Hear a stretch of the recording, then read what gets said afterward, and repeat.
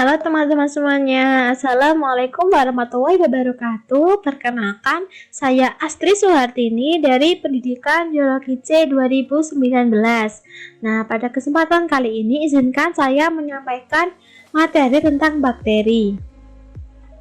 Materi ini saya susun berdasarkan KD 3.5 kelas 10, yaitu mengidentifikasi struktur, cara hidup, reproduksi, dan peran bakteri dalam kehidupan.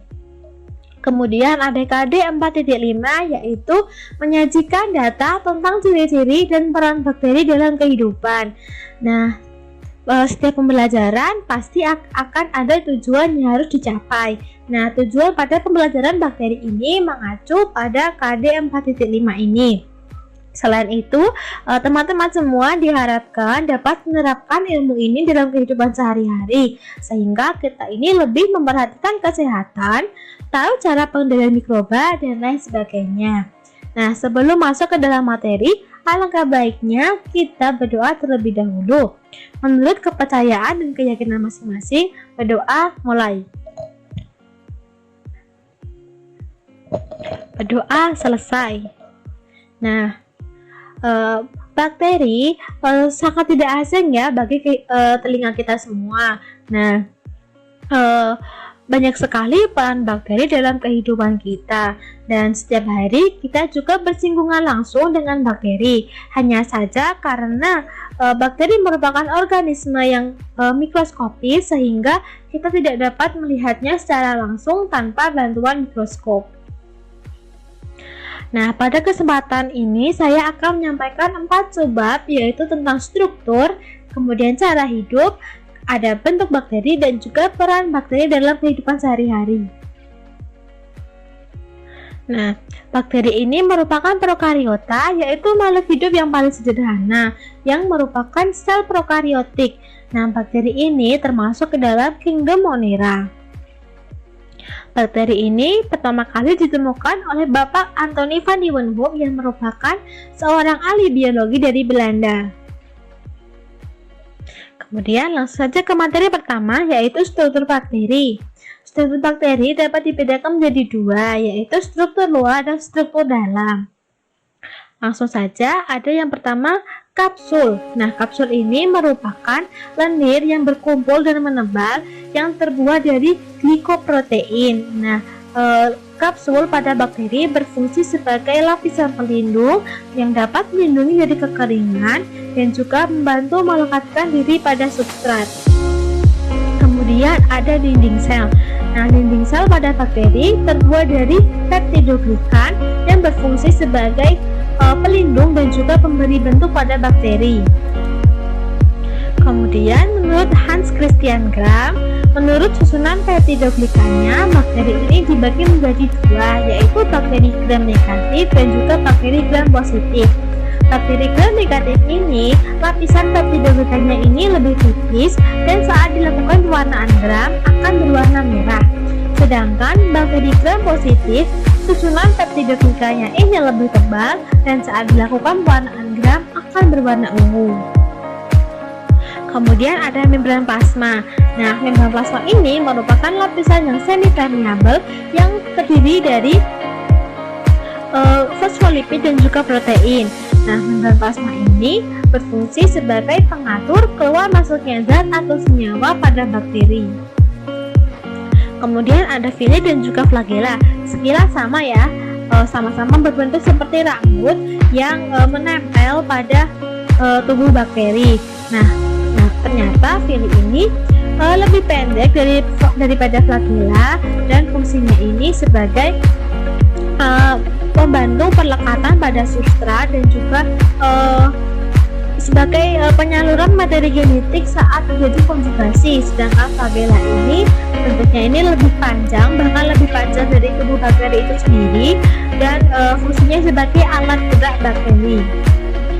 Nah, kemudian ada komponen di dalam sel, yaitu ada sitoplasma, ribosom, nukleoid, plasmid, dan juga mesosom. Nah, yang pertama adalah sitoplasma. Sitoplasma ini adalah cairan dalam sel yang berfungsi sebagai tempat terjadinya metabolisme sel. Nah, yang kedua adalah ribosom. Ribosom merupakan organel sel yang berfungsi sebagai tempat protein. Kemudian ada nukleoid atau nukleus semu atau inti sel semu yang berfungsi sebagai tempat berkumpulnya DNA pada bakteri. Kemudian ada plasmid, yaitu vektor yang membawa gen asing untuk disisipkan dalam bakteri. Kemudian yang terakhir adalah mesosom. Mesosom ini fungsinya mirip seperti mitokondria pada sel eukariotik, yaitu sebagai penghasil energi untuk aktivitas sel. Nah, selanjutnya adalah cara hidup bakteri. Menurut cara hidupnya, bakteri dapat dilihat dari dua hal, yaitu yang pertama cara mendapatkan makanan, dan yang kedua itu cara bernafas. Menurut cara mendapatkan makanan, bakteri ini dibagi menjadi dua, yaitu bakteri autotrof, yaitu bakteri yang mampu membuat makanan sendiri, dan kebanyakan bakteri ini memiliki klorofil. Dan yang kedua adalah bakteri heterotrof, yaitu bakteri yang tidak dapat membuat makanan sendiri. Yang pertama adalah bakteri autotrof. Bakteri autotrof ini dibagi lagi menjadi dua, yaitu bakteri fotoautotrof dan juga kemoautotrof. Nah, fotoautotrof adalah bakteri yang dapat menghasilkan makanan sendiri dari cahaya matahari. Ingat ya, foto itu adalah cahaya. Nah, contohnya ini adalah Thyositis sp. Nah, bakteri fotoautotrof ini merupakan bakteri yang memiliki klorofil. Kemudian kemoautotrof adalah bakteri yang menggunakan energi kimia untuk mensintesis makanannya. Contohnya Nitrosococcus sp yang dapat mengoksidasi amonia menjadi nitrit. Kemudian ada bakteri heterotrof. Nah, bakteri heterotrof ini dibagi lagi menjadi dua, yaitu saprofit. Nah, bakteri saprofit merupakan bakteri yang mendapatkan makanan dari sisa hasil metabolisme organisme lain dan seringkali menjadi bakteri dekomposer. Nah, contohnya ini adalah gambar Escherichia coli. Kemudian bakteri parasit. Bakteri parasit ini adalah bakteri yang mendapatkan makanan dari inang. Nah, inangnya ini merupakan makhluk hidup, bisa tumbuhan, hewan maupun manusia. Nah, contohnya ini adalah Clostridium tetani yang merupakan bakteri penyebab tetanus pada manusia. Nah, menurut pernapasan bakteri, bakteri dapat dibagi menjadi dua, yaitu bakteri aerob dan juga bakteri anaerob. Bakteri aerob merupakan bakteri yang memerlukan oksigen untuk keberlangsungan hidupnya. Nah, sedangkan bakteri anaerob adalah bakteri yang tidak memerlukan oksigen sama sekali untuk hidupnya. Dan jika bakteri anaerob mendapatkan oksigen, maka dia akan mati. Nah, menurut kebutuhan oksigen, bakteri ini dapat dibedakan lagi menjadi 4. Nah, yang pertama ini adalah pada tabung reaksi nomor 1 adalah bakteri aerob obligat, yaitu bakteri yang memerlukan oksigen.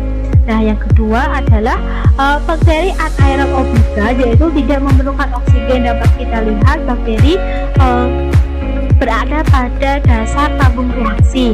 Sedangkan yang ketiga adalah bakteri anaerob fakultatif, yaitu bakteri yang dapat hidup dengan atau tanpa oksigen, sehingga pada tabung nomor 3 bakteri menyebar pada seluruh tabung reaksi. Kemudian yang keempat adalah bakteri mikroaerofil, yaitu bakteri yang memerlukan oksigen dengan kadar rendah. Dapat kita lihat perbedaannya dari tabung nomor 1. Kalau tabung nomor 4 yaitu bakteri mikroaerofil, ini letaknya lebih di atas tapi lebih ke bawah. Nah, selanjutnya adalah bentuk-bentuk bakteri. Nah, bakteri ini memiliki banyak variasi bentuk. Nah, yang pertama adalah bakteri basil atau batang. Nah, bakteri ini dibagi lagi menjadi 3, yaitu ada monobasil, diplobasil, dan streptobasil. Nah, seringkali bentuk-bentuk bakteri ini dijadikan acuan dalam penamaan bakteri. Contohnya saja pada bakteri basil ini ada Bacillus subtilis dan juga Bacillus cereus. Nah, kedua bakteri ini bentuknya adalah bentuk basil. Nah, yang kedua adalah bakteri kokus atau bulat atau bola. Nah, dibagi lagi penamaannya ada monokokus, diplokokus, staphylococcus, streptococcus, sardina, dan juga tetracoccus. Nah, bakteri ini contohnya adalah nitrosococcus dan juga streptococcus pneumonia. Nah, yang terakhir adalah bentuk bakteri Spirilia. Nah, bakteri ini berbentuk seperti gelombang dan seperti spiral. Contohnya adalah Rhodospirillum rubrum. Nah, selain itu ada juga yang berbentuk ini Vibrio, berbentuk seperti koma. Yang salah satu contohnya adalah Vibrio cholera. Nah, lalu ada Spiroseta, yaitu bentuknya seperti sekrup. Nah, contohnya adalah Treponema pallidum. Oke, yang selanjutnya adalah peran bakteri bagi manusia. Nah, kita lihat ada mentega, nata de coco, keju, dan juga yogurt. Nah, tahukah kalian bahwa makanan-makanan ini kita dapatkan dari proses yang melibatkan bakteri. Nah, keempat makanan ini memerlukan proses fermentasi, yang dalam proses tersebut kita memerlukan bantuan mikroba dan salah satunya adalah bakteri. Nah, contohnya ini pada keju ada Lactobacillus casei yang membantu prosesnya. Kemudian ada yogurt yang memerlukan bakteri Lactobacillus bulgaricus atau Streptococcus thermophilus. Kemudian untuk mentega ada Lactobacillus lactis, dan untuk nata de coco ada bakteri Acetobacter pseudomonas. Nah, selain itu bakteri ini tidak juga berperan dalam bioteknologi bidang pangan, tapi juga dalam pembentukan antibiotik. Kemudian ada bakteri yang baik bagi pencernaan seperti kandungan minuman fermentasi seperti Yakult, itu bakterinya adalah bakteri baik yang bagus untuk pencernaan. Nah, kemudian coba kita lihat gambar di sini. Tanaman pepaya ini sudah rusak. Kemudian ada penyakit TBC pada paru-paru manusia. Kemudian ada semacam tumor pada tumbuhan. Kemudian daun anggrek yang menghitam. Nah, selain bakteri ini bermanfaat, ternyata bakteri ini juga ada yang sangat merugikan bagi manusia. Contohnya adalah pada gambar-gambar ini. Nah, pada gambar ini kita dapat lihat bahwa ini merupakan penyakit TBC yang disebabkan oleh Mycobacterium tuberculosis yang menyerang pada paru-paru manusia. Kemudian ini adalah penyakit Erwinia papaye yang disebabkan oleh Bacterium papaya. Kemudian ini adalah totol-totol hitam pada anggrek yang disebabkan oleh Pseudomonas cattleyae. Kemudian ini adalah namanya tumor crown gall yang disebabkan oleh bakteri Agrobacterium tumefaciens. Nah, selain keempat contoh tadi, ada sebenarnya banyak sekali penyakit-penyakit yang disebabkan oleh bakteri seperti antraks pada sapi. Kemudian tadi ada Clostridium tetani yang menyebabkan penyakit tetanus. Kemudian ada penyakit tifus juga. Nah, ada juga E. coli pada daging yang mentah, itu dapat menyebabkan diare pada kita. Nah, tahukah teman-teman salah satu peran kapsul pada bakteri adalah dia dapat melindungi bakteri dari serangan imunitas dari inangnya. Nah, untuk itu diciptakanlah antibiotik, yaitu sejenis obat yang cara kerjanya ini merusak dinding sel, merusak kapsul bakteri, sehingga setelah kapsul bakteri ini rusak dapat merusak dinding sel, kemudian dapat mematikan bakteri. Nah, selanjutnya kita tahu sekarang kita sedang mengalami pandemi virus corona. Nah, ternyata dalam pembuatan vaksin, bakteri juga berperan penting dalam pembuatannya karena vaksin ini ternyata berisi virus atau bakteri yang dimatikan, dilemahkan, ataupun membuat antigen yang memiliki struktur yang sama dengan virus atau bakteri yang dimaksud. Nah, dalam pengujian vaksin ini kita memerlukan waktu yang lama dikarenakan dalam pembuatan vaksin ini harus kita mempunyai komposisi yang tepat antara vaksin virus atau bakteri dan juga memerlukan ketepatan agar vaksin ini dapat ampuh dalam dalam menanggulangi penyakit. Nah, dari bakteri ini diharapkan teman-teman dapat mengetahui ciri-ciri bakteri dan peran-peran bakteri dalam kehidupan manusia. Nah, simpulan dari pembelajaran kali ini adalah yang pertama, struktur bakteri. Yang tadi ada dinding sel, kapsul, membran sel, flagella, sili, sitoplasma, nukleoid, ribosom, plasmid, dan juga mesosom. Kemudian dari pengelompokan bakteri dapat dilihat dari cara mendapatkan makanan, yaitu ada heterotrof dan juga autotrof. Kemudian cara bernafas ada aerob dan juga anaerob. Kemudian bakteri memiliki banyak bentuk seperti basil, coccus, dan juga spirulia. Nah, bakteri juga berperan negatif dan juga berperan positif, merugikan ataupun menguntungkan. Nah, dari materi ini kita dapat mengetahui bahwa bakteri ini tidak selalu jahat dan bakteri tidak juga selalu baik. Nah, teman-teman semua diharapkan lebih mengetahui peran bakteri dari materi ini sehingga kita mengetahui apa saja yang harus kita lakukan pada bakteri. Contohnya, saat tanaman kita terserang penyakit, kita dapat kita mengetahui jenis penyakitnya dan kita bisa membuat atau menggunakan disinfektan yang tepat. Nah, selain itu saat kita sakit, nah kita juga dapat mengonsumsi antibiotik secara dalam saran dokter dan tidak boleh berlebihan karena antibiotik yang berlebihan dapat memperkuat bakteri itu sendiri sehingga antibiotik tidak lagi efektif untuk membunuh bakteri jika kita terlalu banyak atau terlalu sering mengonsumsinya.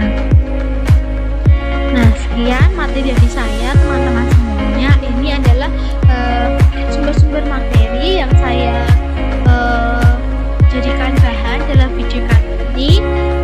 Jika teman-teman ingin mempunyai materi dalam bentuk teks atau atau tulisan, teman-teman dapat mengunjungi link-link di atas. Oke, terima kasih sudah menyaksikan video kali ini. Semoga bermanfaat. Kurang lebihnya mohon maaf. Saya tahu materi yang saya berikan ini sangat-sangat sedikit dari materi yang ada di buku atau mungkin dari sumber-sumber lain, dan sangat-sangat banyak kekurangan dari video ini. Kurang lebihnya mohon maaf. Wassalamualaikum warahmatullahi wabarakatuh. Terima kasih teman-teman semuanya. Sampai jumpa lagi di video berikutnya.